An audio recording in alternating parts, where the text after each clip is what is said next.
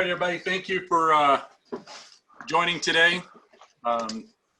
This is the first one I've actually hosted. Mr. Russo's been hosting most of them, and John Scott the others.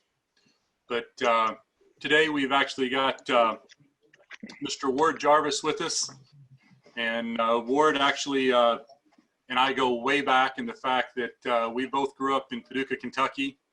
I was out of college or at college, and Ward was a junior golfer, about 11, probably his 11 to 13, 14 years old when I was working at Country Club Paducah.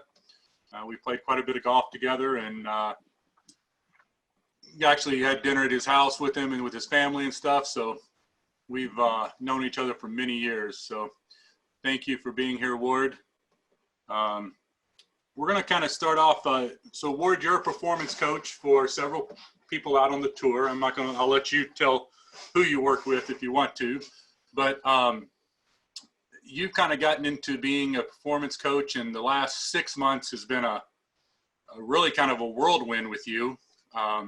We know, I can say obviously that Brendan Todd kind of, his jump to stardom in the last fall was sort of an awesome, thing for a guy that was a tour player that had won on tour, but lost his card and was back down on web.com, messing around.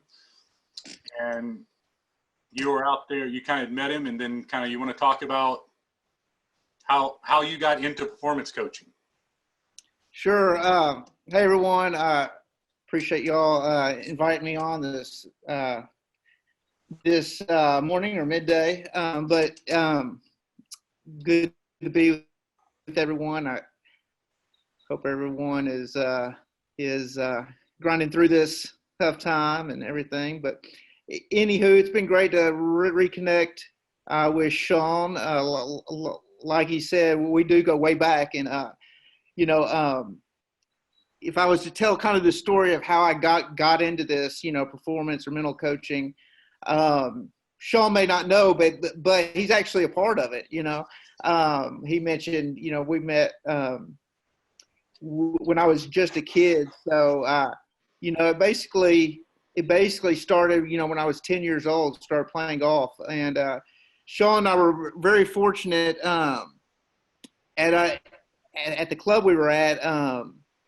We had a guy on tour, Russ Cochran, and I'll never forget the day I met Russ when I was 10 years old. And Sean can attest to this. Like, Russ just has a way of just making you feel like he's your number one fan, and he's done that to me throughout my life. I'm sure he does that to everyone he meets.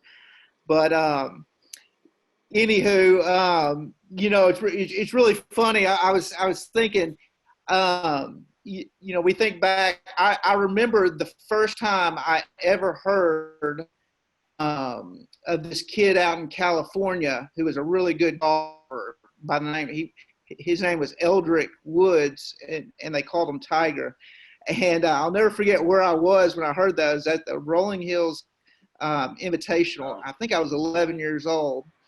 And the guy who won that overall tournament was Sean English. So I would go on. One of my very few. Yes, I would go on to miss a qualifier for the Byron Nelson Jr. in Dallas, Texas tournament that Tiger would go on to win, and Sean would go on to tie Tiger in the 2004 PGA after the first round. Tiger got him by 18 in round 2, but we won't talk about that. But anyways, I grew up. Sean came to the club where I was, and as an intern, and we kind of my introduction to the game, came through Russ, and in our local club pro was named Bill Crabtree, and Crabtree was the type of pro that liked to play golf, and it eventually got him fired. But it was an amazing way to introduce me to the game. We played golf together every day at 3 o'clock, and Sean played a lot with us. And so, you know, it was a great introduction to the game. So thank Bill for that. But anywho, 10 through 15, I do not remember. I was eat up with golf. I don't remember a negative memory during that time. All I remember is playing a lot of tournaments, not being able to sleep at night. I was so eager to get to the golf course. I grew up stuttering since childhood, so I had those struggles early in life with that, and had, you know, learned to navigate that pretty well. But yeah, golf was real easy to me. And I actually, when I was 15 years old, I had my biggest win. I won a high school event there here in Kentucky, and I'll never forget. You won first region or something? It was a regional event. It wasn't the regional tournament, but it had players in it that would go on to play in the SEC, go on to win state championships. And I was a freshman. I had 22 putts that day. And so I was just on the way to the top. And I'll never forget it. A month over a putt, and the thought went through my head, well, what if I miss this? And I missed it. And I got a bad case of the yips there at 15 years old. And so all my progress up until then, all my positive experiences with the game, you can just imagine, kind of came crashing down really quick. And I struggled the next couple of years trying to piece my game back together. And I got it back to where I was decent enough by the time I got to college to walk on my college team and all that. But, you know, I tell people that because a lot of my own coaching has kind of evolved out of the type of coach I wish would have come into my life at that time and just kind of set me down and you know, kind of given me a big picture view, just like, you know, what is performance anxiety? What are the yips? You know, other people have gotten them. Good players have gotten them. You know, what does it mean? Just kind of giving me some education on it. But I go off to school. I went off to school. You know, I don't have the typical academic route, you know, into this space I'm currently in, but I do have an academic background. I went on to get my master's in religion, and was thinking, you know, that I would teach religion kind of in a college setting. And I got my degree, and I kind of came to the realization that I didn't want to spend the rest of my life, you know, arguing about religious minutia with other nerds. So I at that point, I kind of felt like I was going through a career transition. So I decided to join the carnival and become a caddy on what was then the nationwide tour. And I did that for several years, had a lot of fun, got to travel the world.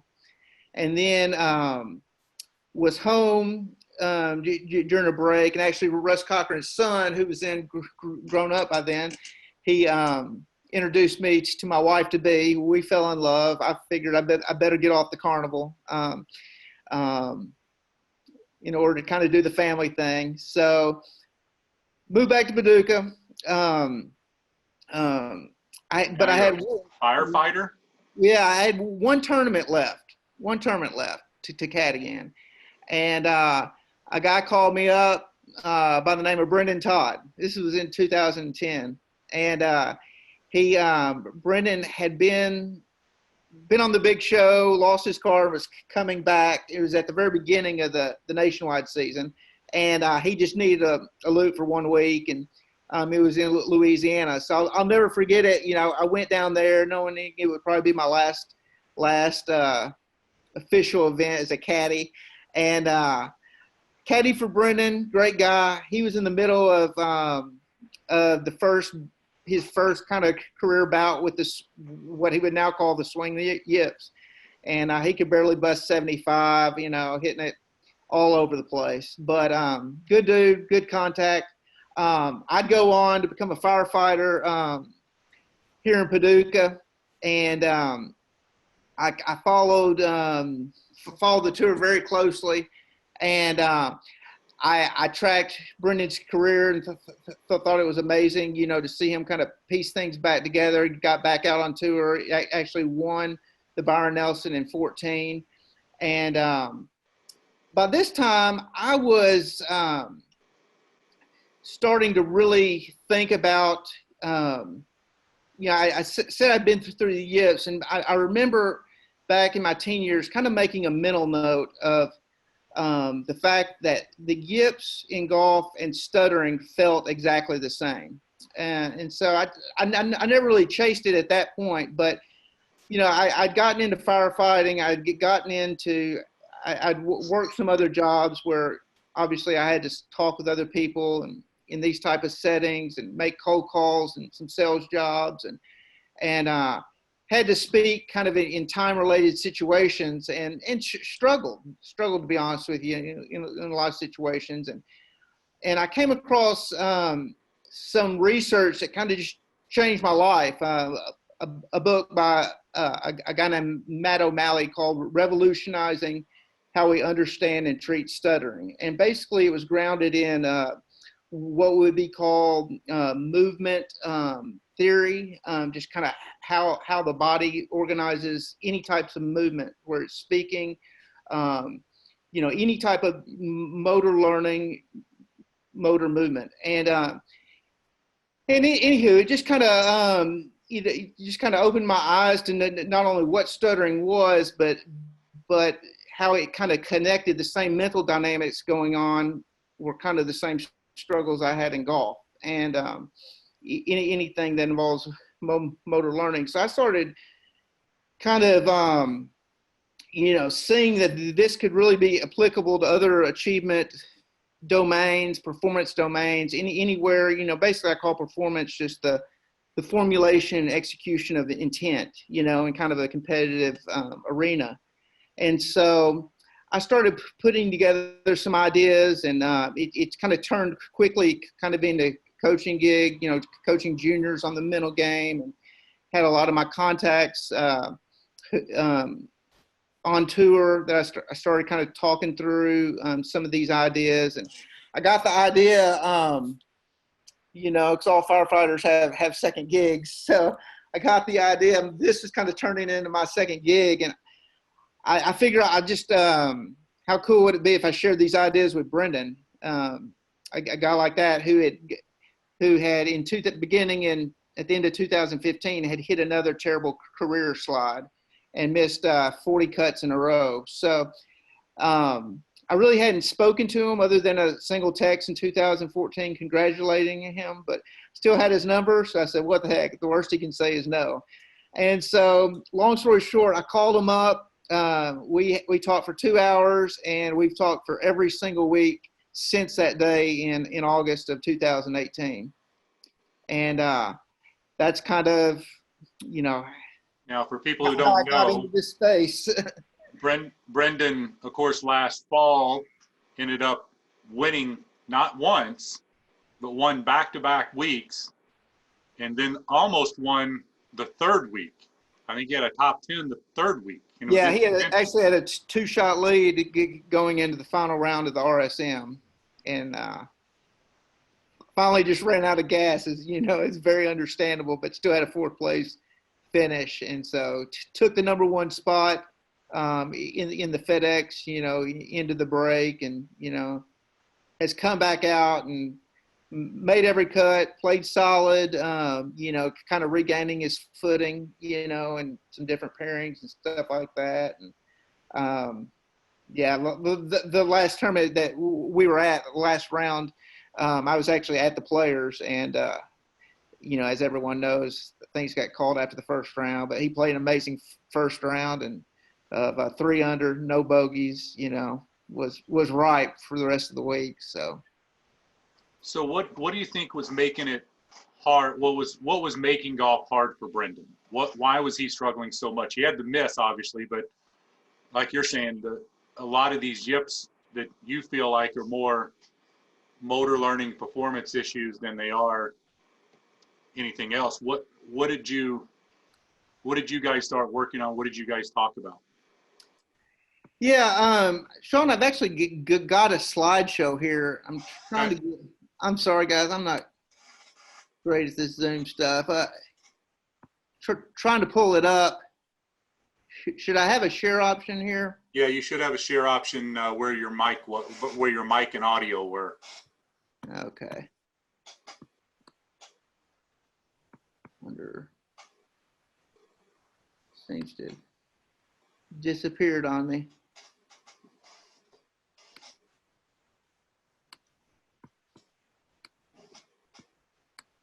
Okay. You get it? Share option, maybe gallery view, full screen. Okay, here we go. I'm gonna pull this up right. Everyone see this? Yep. Yeah. So we'll just kind of pick up in this, and yeah, that technology. Okay. So anywho, I've got this, but basically when we're talking about coaching the mental game, player development, we're talking about teaching people how to support themselves, right? So, this is Jordan Peterson, a psychologist I follow, puts out some really good ideas. This is BT and I. Yeah, so when Brendan and I first talked, I shared a lot of my background in stuttering and kind of how I had kind of organized my inner environment, right? I actually introduced him to a guy named Rick Ankiel who used to pitch for the Cardinals, and he was an all-star rookie pitcher and got on the mound in his first year of the playoffs, and threw a wild pitch that led to like 15 wild pitches in a row, and just at that moment just kind of totally lost his ability to control the baseball. And again, it really took me back to the same mental dynamics of stuttering. So I love this quote by Hank Haney, said it was a brilliant move of Brennan to kind of study this world. This is him.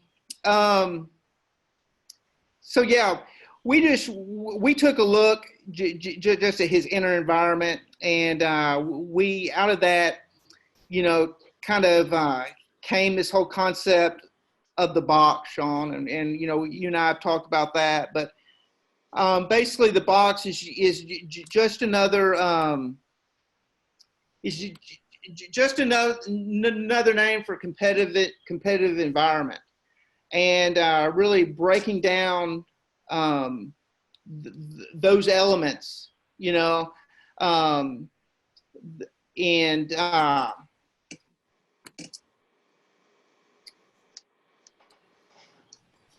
here we are here. So that was kind of, our first go at it, in things kind of developed from there, Sean. So you kind of bring up the box here, and let's kind of dive into the box a little bit more. So tell me about the box. Tell me, is the box something that do you do this for every player? Is it the same for every player? Do you change it? Sure. So let's just, is everyone kind of able to interact on this? Sure. So anybody, if you have any questions, go ahead and use that chat feature to ask any questions you have for Ward, and I'll kind of present the questions as we get them here to him as we get time.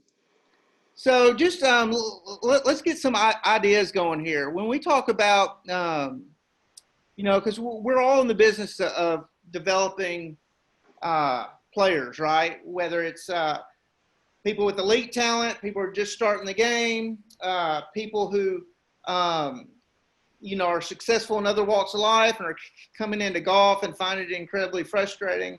So we're all kind of in this business of player development. So if we think about essentials of developing, the essential ingredients of developing golfers, what comes to mind for everyone? Let's just kind of get some ideas going, Sean. Okay, so, well, obviously we would have to prepare them for the golf course and get them ready for the golf course. That'd be one of the things I would be looking for. Okay. What's someone else have out there? So we got to teach them how to prepare for the golf course. Correct. Okay.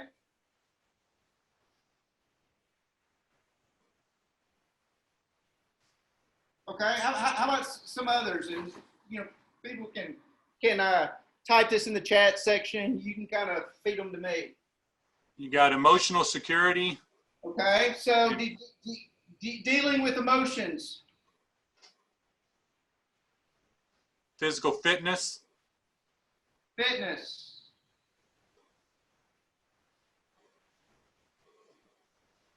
Well, you got self-image on there. Kind of emotional, your feelings there. I always look at it. You got your personal life, your personal life, and your social life. Okay. So if that would be like more like, I guess, for like elite players, Sean, just life balance. How do you balance life off the golf course? Correct. Okay.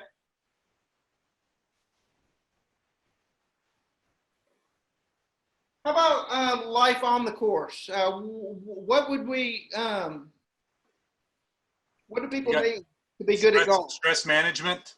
Okay. Or management of emotions. Stress. Okay.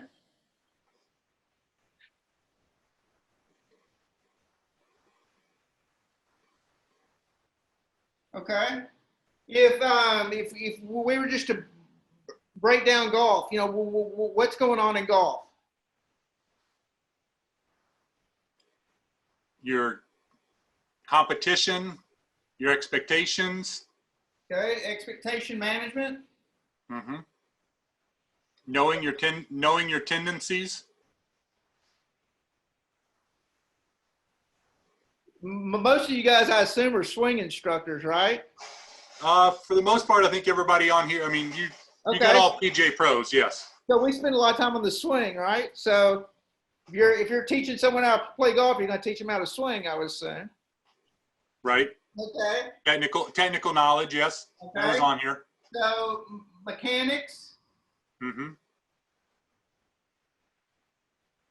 Okay. Technical competence, that's a good one. How about decision making? Is that important? Yep. Okay. Knowing your target, knowing your strategy. So course management. Yep.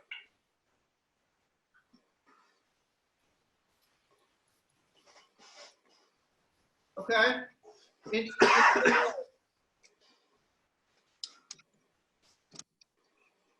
Yeah, I think we got a good start there. Everybody's kind of coming up basically the same thing on these. Okay. So the idea of the box is that, you know, like Sean said, that there's life out of our competitive environment and that there's life in our competitive environment. So hopping back on here.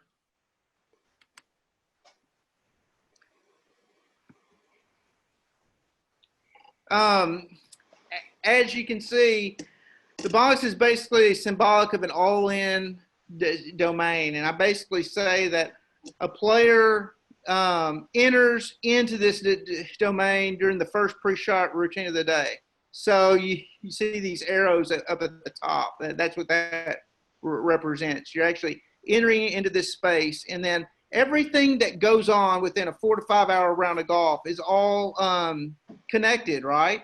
The quality of how we think, how we feel, how we wait between shots, how we deal with emotions, how we deal with our mechanics, how our mechanics are working that day. Everything is related. So the point is, every concern that we may have is basically, I say, breaks down into one of three essential moments that we know that we're going to have to deal with when we play golf. And the first moment is what I call the planning moment. And, as I look at our board, this would probably fall under, course management, but we've got to teach people, how to plan shots, right? And, the golf space is so interesting right now. There's so many different angles people are taking, so many interesting angles. People are making careers off of, each point that was listed on the board. You take a guy like Scott Fawcett. He makes his living right now camping out on this planning moment, right? Making good decisions, picking good targets. So, I say, that there's so not only, the goal of the planning moment would be to make good decisions, right? But then we have to execute those decisions, right? And so we have what I call a playing moment. And then say that all of us kind of work in that playing moment, for that playing box is where exactly us is working in planning. Exactly. Pros are kind of working on that playing box. So, and the way I kind of break it down is that the planning moment ends the moment the decision is made about the shot. And so usually the screen I have up here right now is actually Brendan's, the content of Brendan's box. So, Sean, to answer your question, as far as like, when we're looking, we want to look for permanent fixtures, right? When we're developing players, right? We have unique ways of developing players, but they're going to be permanent fixtures that that we're going to use to kind of focus the process. And so you'll see, like, a part of Brendan's process, when he's planning shots, the content of these will be kind of unique to every player. Yeah, maybe the order and just how they experience in them. But, Brendan's wanting to get a yardage, a wind, pick a landing spot, figure out in his head how far it's going to play. Then he's picking a club in terms of, how hard he wants to hit the shot. All those things are going to go into making good decisions about the shot. But once that decision's made, then I say the player begins a playing moment. And the golf swing is one part of that whole moment. But, as we have to teach people, there's a process that we go through of priming the shot, right? So, this kind of goes into a person's pre-shot routine. With Brendan, it's going to be, and the crazy thing about BT is that he's had the same routine for 10 years. His routine never changed, but through our work, the way he thinks about his routine has changed, even though it looks the exact same. Because we're talking about, how do we make smooth transitions between this planning and playing moment? And, that kind of gets us down into this third moment, which I call kind of a floating moment. And I call it the feedback moment, in terms of it's dealing with thoughts and feelings that we get about outcomes, both potential outcomes and actual outcomes. So you'll see over here on the right, after every shot, I say that there's some degree of post-shot feedback, right? And people get that, you know, and that's kind of easy to get. But what I say is that, and this is kind of I guess a unique area of mine, is I really camp out on this, what I call this pre-shot feedback moment. You know, you're in your planning of a shot. You may even be, you know, you've done your work behind the ball, you know, you're walking into the ball or over the ball, and you get this you know, some type of thought or feeling that about potential outcomes, like what could happen when I go to initiate this golf swing, right? So a lot of our work has kind of camped out on, okay, what is this moment? What's the point of it? Understanding it, you know, like I tell my players all the time, the point is not to avoid this, because, you know, how our minds work, it's unavoidable, right? We can't control every thought and every feeling that comes into our head. So the point is not to avoid it, but it's to have a system in place to deal effectively with it. So the point is, the purpose not to avoid, but it's to deal effectively with it. And, you know, we have various ways, you know, of doing this. Actually, just finished a thought piece on, you know, on the specific changes that Brendan made to his mental game. And I talk a lot about this feedback moment in it. It's up on my website at jarvis-coaching.com. And, you know, a lot had been written, you know, on the very big swing changes that he had made, but not much had been written about the detailed, you know, mental changes. So I kind of, you know, with his permission, I kind of let people in on just, you know, into his mind a bit. So hope you guys can check that out. But, you know, the point of kind of talking through that and even listing them was to get you to see that all these things fit, right? You got fitness, for example. Well, fitness happens outside of the box, right? But it's related to the box. You know, it's related to the body that we bring into our competitive environment, right? You know, it's the same thing with, you know, preparing our mind. You know, I love this quote. I'm gonna go back, but I love this picture right here. You know, this is the original Team Tiger, right? And I love this quote kind of by the general here. You know, he was kind of the architect of it all, and it was very intentional. You know, he said, I learned at a young age that the door of opportunity, the door of opportunity is only open, you know, for those who are prepared. Only those who are prepared, you know, will walk through before the door closes, right? And so, you know, he prepared Tiger for all these angles very early on. You got Butch here, old school Butch. You got Jay Brunza, the original Navy psychologist who actually specialized in working with pediatric cancer patients. So he really, his specialty, his kind of was, you know, teaching, you know, kids who were suffering in great pain, kind of how to meditate and visualize. And he even used a lot of hypnosis. But Earl's plan all along was kind of a performance formula, so to speak. He wanted to introduce stress into Tiger's life. You know, if you read Tiger's bio, it's all in there. You know, he beat Tiger down.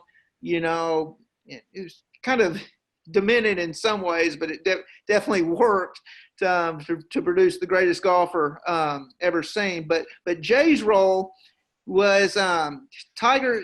Even Earl said he wanted to introduce insecurity into Tiger's life, into his golf, and Jay's role was to teach Tiger how to basically be calm in the storm. Just a great educational story that, you know, all of us, you know, who are passionate about developing juniors would do well to check out. And then you got that ever present, swing dynamic of it all. But so Ward, talk a little bit. Why is golf so intimidating? Why does it get so frustrating with everybody? Why does players struggle so much with playing the game? Yeah, I mean, I'm sure all of you all have had that very successful CEO that you've taught golf lessons to, maybe been a billionaire, who goes to the first tee and they tremble, right? And so we're trying to figure out, like, why is that? Why can golf just break a person down? I think number one, it's intimidating because you do have so many elements, right? Like I said, people camp out and make a whole career just talking about how to plan golf shots. Swing instructors. I mean, there's a lot on your plate teaching the golf swing, right?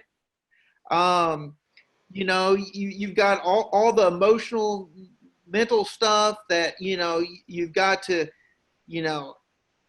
got to make connections with players and help them make that transition, from the range, from the teaching bay onto the golf course.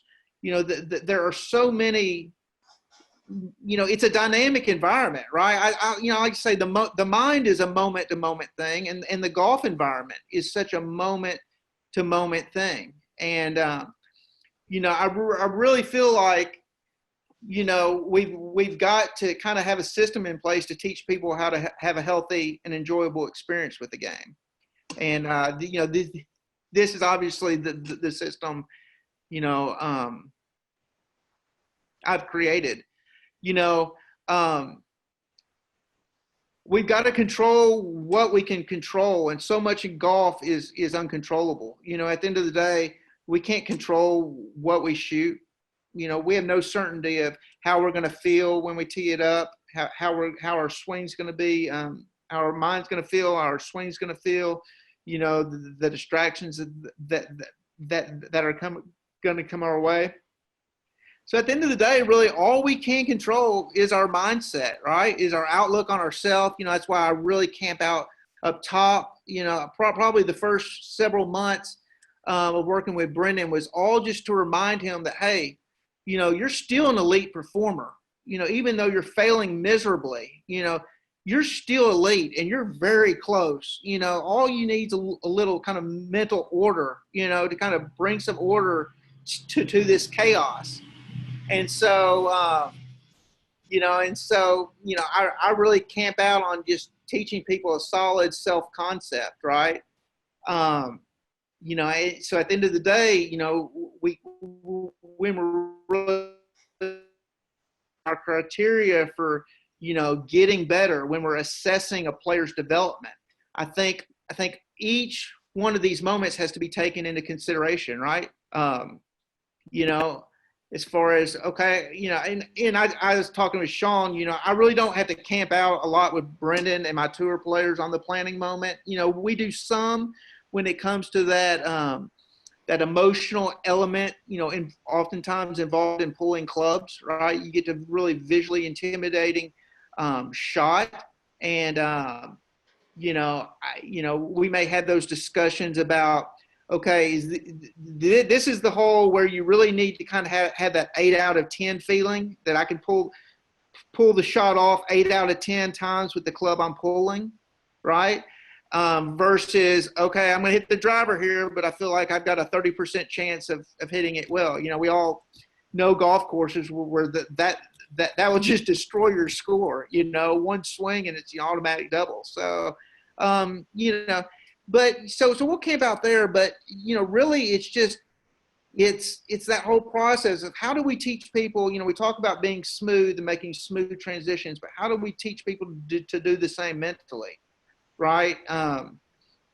And really make smooth mental transitions, because our mind is in a different place when we're planning shots than when, kind of our work behind the ball, into the ball, then over the ball, So it's that whole kind of, it's been said, I think Jack Flick used to say, it's this process between taking and it's really true learning any skill. We start out unconsciously incompetent, then we go to consciously competent, and then we want to go to unconsciously competent, right? So it's that whole kind of training, introducing players to the difference between training mode and playing mode, right? And trusting mode. Let's talk about that, Ward. So what do when players practice, how should they practice? And is when you go to play, do you practice the same? Do you play the same way you practice? That's a kind of a common thing that you hear, but what's your thoughts on that? Yeah, I mean, practice is a huge. It's huge right now in the golf space, right? There's tons of conversations around it. What's best? Block practice, random practice, variable practice. I'm a big believer that all are useful, but it all comes down to how we're using our mind when we practice, right? If we're trying to work on, so our mind kind of sets the feedback that we're looking for, right? So if we're working on our backswing, it could be, the only goal, the goal is just to, hit that position, or so that maybe come through a look, right? Or a feel. Or it could be like teaching people how to read greens, how that works, or speed on putting, or stuff. So it really kind of comes down to, how we're using, what's going on in the mind when we practice, right? And setting intention, and, even teaching people, when it comes to like the mental game, and Brendan and I kind of laugh about this a lot, but, I'm a big believer that golf is, in golf, there's a shot clock, right? There's a time. You can't take, the point is to get calm over a shot, right? But the trick is you got to get calm quickly. We don't have all day. We don't have 10 minutes to stand over the ball and get comfortable. Just like, as a firefighter right now, I don't have 10 minutes to, key up the radio and get comfortable enough to talk, right? I've got to, there's a time element. So ultimately golf pressure is time pressure. And so there's a shot clock, there's a scoreboard, and there's competition, competitors. So, we really have to think about all of those when we're, thinking about practice, what it means to practice the game. And so Brendan and I really focused on moving our attention, right? It's not necessarily thought replacement over the ball, but it's kind of attention movement. And at the end of the day, moving your attention is moving your attention. So, and he laughs, he goes, I actually practice this stuff, parenting and washing dishes and cleaning up spilled milk. And, it's just like, it's how we move our attention kind of in stressful situations that matters, right? So if you can kind of help players make connections off the course, it's just kind of that mindful thing that you can really show dividends, in the competitive environment. But, I point out to a lot of my juniors, and I say, go to a pro event and watch pros hit balls on the range. I said, have you ever noticed how slow they are? A lot of times it seems like it's, a minute or two after they hit a shot before they hit the next one, they're behind it and finding rhythms and everything. And I said, that's intentional, because these guys are sequencing things up between the mind and the body, right? They're thinking through these things. Of course, they may, we all kind of have our vocabulary, to describe the process, right?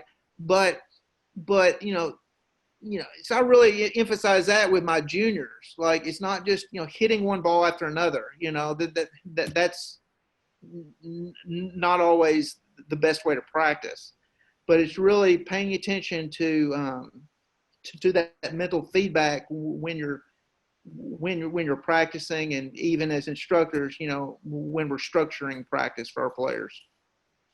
I was thinking, anybody out there, if you have any questions, throw them into the chat there, and I'll kind of ask the questions. If you have direct questions you'd like to ask Ward. But so first one I got here is, any thoughts on the process with intent, mindfulness versus ritual?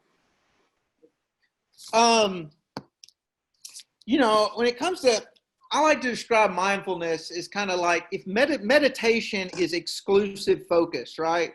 And so mindfulness is kind of getting comfortable with exclusive focus, because every time we go to focus exclusively, you know, we're having to ignore other things, right? So, yeah, I think that there's definitely a role of, you know, that concentration and that focus, where do we want our mind to be, like in a planning moment, versus where do we want our mind to be over the ball? You know, a big thing like for Brendan has been what he calls swing pressures. And he'll actually, you know, instead of like getting unsolicited tension in his hands, he'll actually work that into his pre-shot routine where he will set different tension levels, you know, when he's behind the ball, because that's something that we can kind of do automatically, right? And so, and, you know, going back to stuttering, you know, stuttering is kind of the interruption of an automatic ability.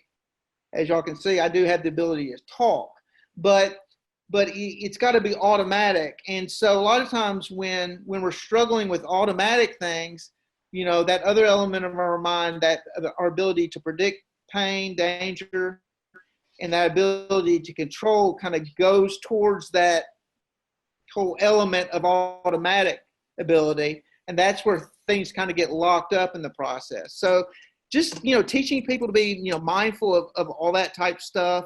And really, when it comes to routine, really teaching people, you know, how to move, you know, because the mental game is just as much movement as swinging the golf club. It's just mental movement, right? The really good players are, it's not having a bad moment is not what gets you. It's getting stuck in that moment, right? Having a bad feedback moment, you know, if you have it and are able to, like, I tell people, you know, you got to learn to, you know, sit and shit a while, you know, but you got to be able to stand up and move on to the next moment, right? So you know, you want to have that mental kind of flexibility to move, right? Move between a planning moment and a playing moment, and, you know, help players, you know, figure out their unique ways of doing it. So Ward, do you have any, so what about the strategies of performance anxieties? I mean, if you know, somebody's getting stuck in one of these areas, well, you know, obviously that's probably a sign of anxiety if they're getting stuck there. How do you help them? What strategies do you use?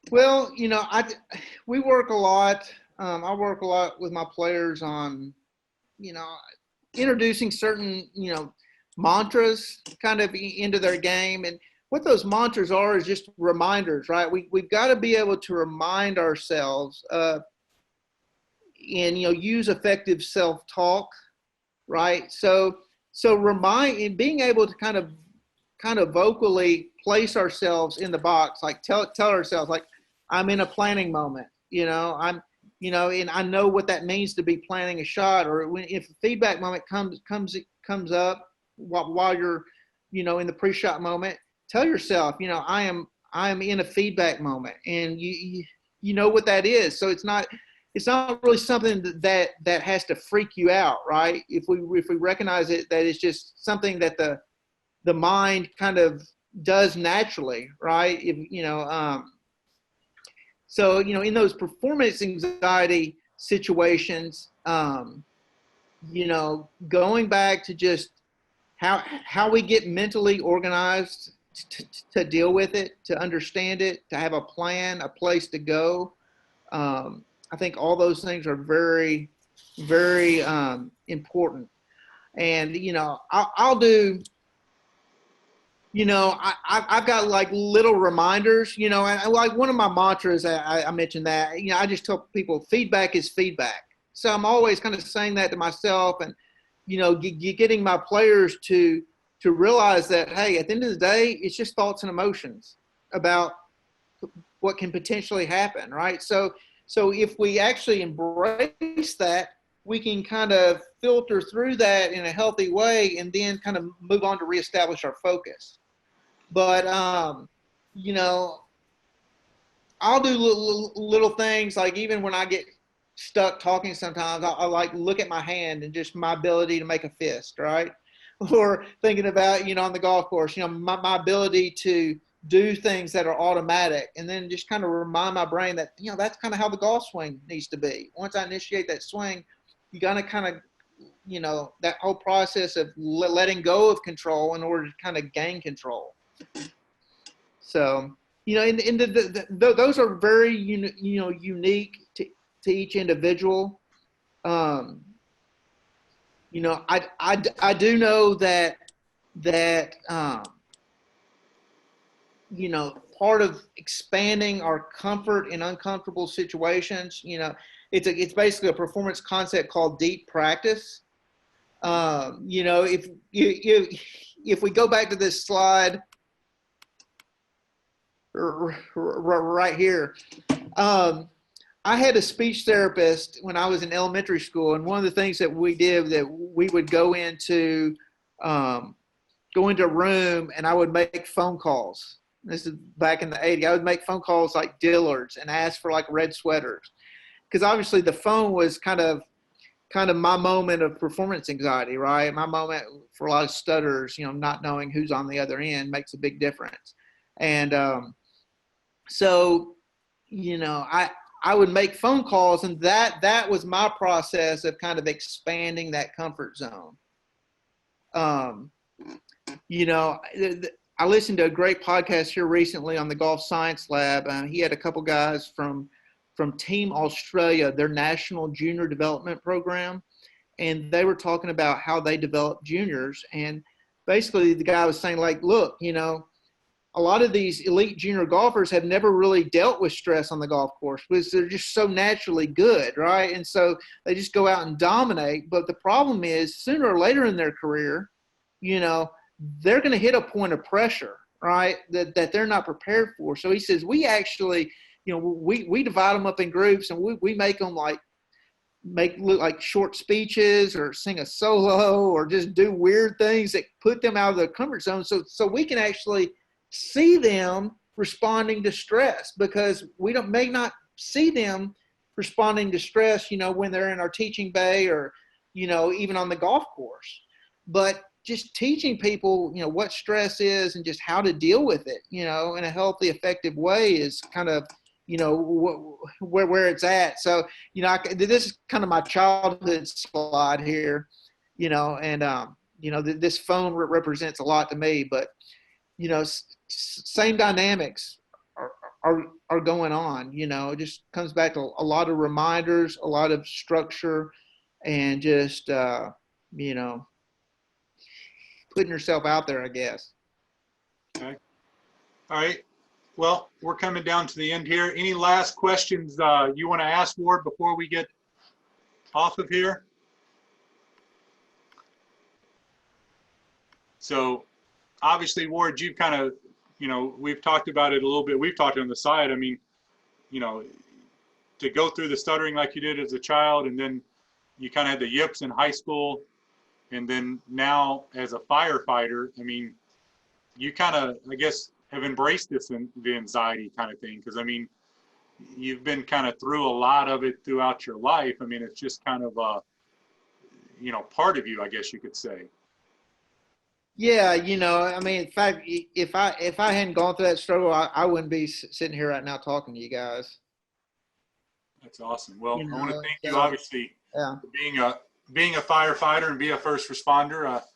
I know in our environment right now with COVID-19 that that's hot, and I mean, and obviously, I'll being in Paducah, growing up in Paducah, I mean, obviously the COVID's not hitting too bad there so far. Hopefully it stays that way, as that's where my parents still live, as I know yours and you live there. So hopefully that, but thank you for being out there on the front lines and helping everybody with that. That's for sure. Yeah, I appreciate it, Sean. And same to everyone, I'm sure a lot of you guys golf courses are still open and still having to go to work and be around people. So, we're all in this together. It's definitely just a time of limbo and uncertainty. And so we really need to, keep our heads on So during it. one last question here, Ward, we've got is, and obviously I posted on there the book about Rick and Keel. I posted that in the chat area. What other books, any recommendations you have or favorite books that you have? You had the one there, I didn't get it on the thing, but that helped you from the beginning that you have on your slide there. But what other books? Sure. Well, I've written some different pieces on my blog, referencing various books. There's a lot of, great resources out there today. In the mental game, there's a lot of great biographies. I think the latest biography on Tiger is amazing, just from lots to learn in that. There's obviously a lot of people in the mental space, doing great work. I was just rereading, Golf is Not a Game of Perfect, by Dr. Rotella. Just kind of a formative kind of text in kind of the golf mental game. So, there's we all kind of have our different spin on things, and I've shared obviously some of mine with you today, but I'm a big believer in kind of looking, performance is performance, right? It's the formulation and execution of goals and intent. So there's stuff to learn, outside of golf. Whether it's just, the success, leaves clues, as I tell people. So. Great. Well, thank you very much for joining us today. It's been a pleasure. Obviously, it's great to kind of reconnect with you, of course, and hopefully we're going to get on the golf course one of these days and rekindle some of those rounds that we played there. But thank you very much. Everybody, if you not put your member number in there, please put your member number in the chat area. But thank you very much. And everybody have a great day. Enjoy, y'all. Thanks.